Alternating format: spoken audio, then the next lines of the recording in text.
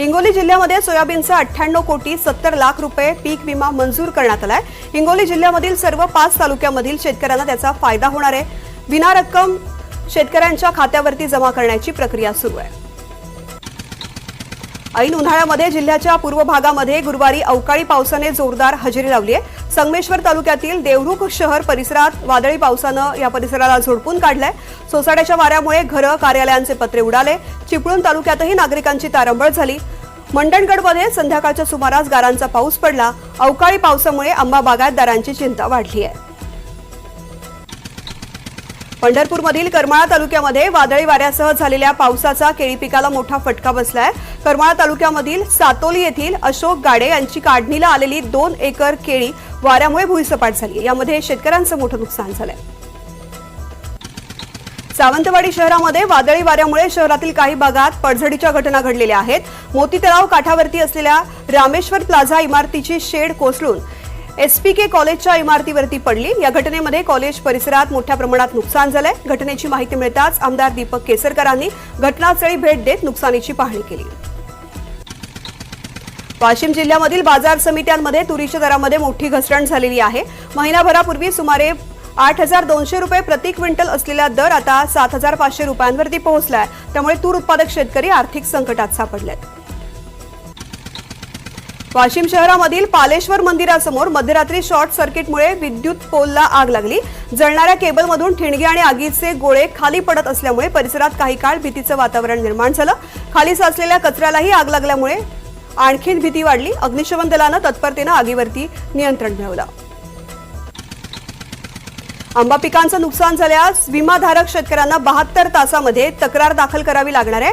विमा कंपनीच्या toll free क्रमांकावरती म्हणजे 14447 या क्रमांकावरती किंवा कृषी विभागाला तक्रार दाखल करावी लागेल, असं आवाहन जिल्हा अधीक्षक कृषी अधिकारी शिवकुमार सदाफुले यांनी केलं आहे।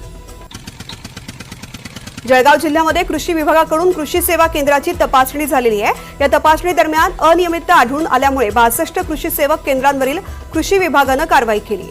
20 कृषी सेवा केंद्रांचे परवाने निलंबित केलेले आहेत, तर 21 कृषी सेवा केंद्रांचे परवाने कायमस्वरूपी रद्द झालेत।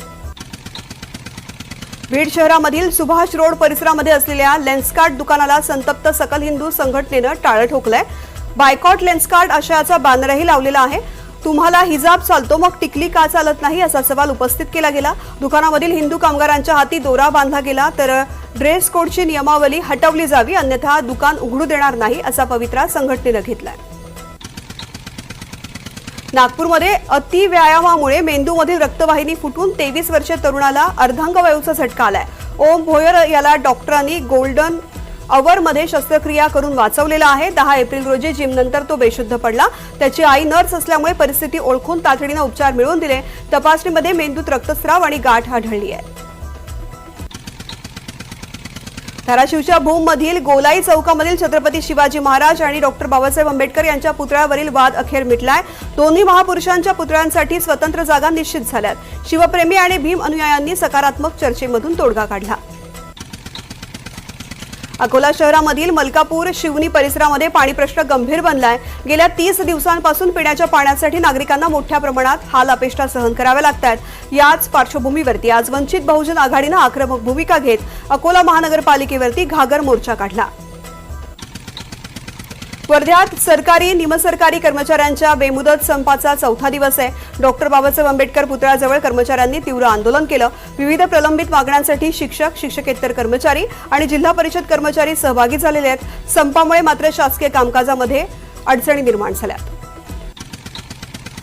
भंडाऱ्याच्या वरठी गावाला नगरपंचायतीचा दर्जा देण्याची मागणी पुन्हा जोर धरू लागलेली आहे। वाढती लोकसंख्या, औद्योगिक विकास आणि नागरीकरणाच्या पार्श्वभूमीवरती ग्रामपंचायतीचा मर्यादित कारभार अपुरा पडत असल्याची भावना नागरिकांमधून व्यक्त होतीये। यासाठी वरठी गावात बॅनरबाजीही करण्यात आली आहे। साताऱ्यामध्ये एनसीआरटीच्या निर्णयाविरोधामध्ये मोर्चा काढण्यात आला। 8वीच्या इतिहासाच्या अभ्यासक्रमातून मराठा समाजाचा नकाशा वगळल्याचा निषेध करण्यात आलाय। मोर्चामध्ये मोठ्या संख्येनं नागरिक, विविध संघटनांचे कार्यकर्ते सहभागी झाले। एनसीईआरटीचा निर्णय तत्काळ मागे घेण्याची मागणी करणारं निवेदन जिल्हाधिकाऱ्यांना दिलं गेलं। आपल्या वेगवेगळ्या मागण्यांसाठी राज्यभरातील 17 लाख कर्मचारी संपावरती आहेत. शासकीय रुग्णालयात देखील याचा परिणाम पाहायला मिळतोय. छत्रपती संभाजीनगर मधील परिचारिका देखील संपावरती गेल्यात. आज चौथ्या दिवशी हे सगळे कर्मचारी एका ठिकाणी जमून घोषणाबाजी करत असल्याचं पाहायला मिळालं. नाशिकच्या बागलाण तालुक्यामधील खिरमाणी गावकऱ्यांनी जायखेडा पोलीस ठाण्यासमोर ठिय्या आंदोलन केलं. खिरमाणी गावाचे सरपंच आणि पोलीस पाटलावरती हल्ल्याच्या निषेधार्थ हे आंदोलन करण्यात आलं. तमाशामध्ये महिलांची छेड काढणाऱ्यांना जाब विचारल्यामुळे आरोपींनी सरपंच आणि पोलीस पाटलाच्या घरात जाऊन त्यांना मारहाण केली. जुन्या पेन्शन योजनेसाठी राज्यभरात सुरू असलेल्या संपाला अहिल्यानगर जिल्हा रुग्णालयामधील परिचारिका आणि कर्मचाऱ्यांनी पाठिंबा दिलाय. मात्र रुग्णांची हेळसांड होऊ नये यासाठी काम सुरू ठेवत कर्मचाऱ्यांनी संपाला पाठिंबा दिलाय.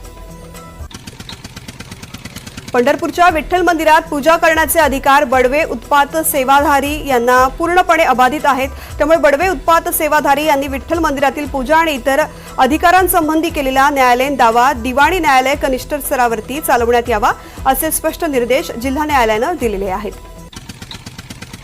गोंदियाच्या नागझिरा नवेगाव व्याघ्र प्रकल्पात मुर्दोली गेटवरती एकाच वेळी 3 वाघ दिसले. त्यातच 1 मे पासून मुर्दोली प्रवेशद्वार सुरू होणार आहे आणि 3 वाघ दिसल्यामुळे मुर्दोली गेट आणि टायगर हॉटस्पॉट होणार आहे.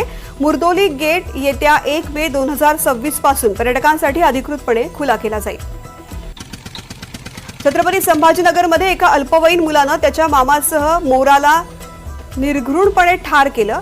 चित्तेगाव ते बोकड गावाजवळ रस्त्यावरील पांगरा शिवारामध्ये ही घटना घडलेली आहे. 2 अल्पवयीन मुलांना ताब्यात घेण्यात आलंय. त्यांचा मामा फरार आहे. नंदुरबारच्या नवापूर तालुक्यातील खांडबारा इथे जामा मशिदीमध्ये काही माकडांनी मोठा उच्छाद मांडला. माकडाने मशिदीमध्ये नमाज पठण सुरू असताना अचानक हल्ला करत चावा घेतल्यामुळे एकच खळबळ माजली. या वाढत्या उपद्रवामुळे परिसरात भीतीचं वातावरण आहे. मागील 2 महिन्या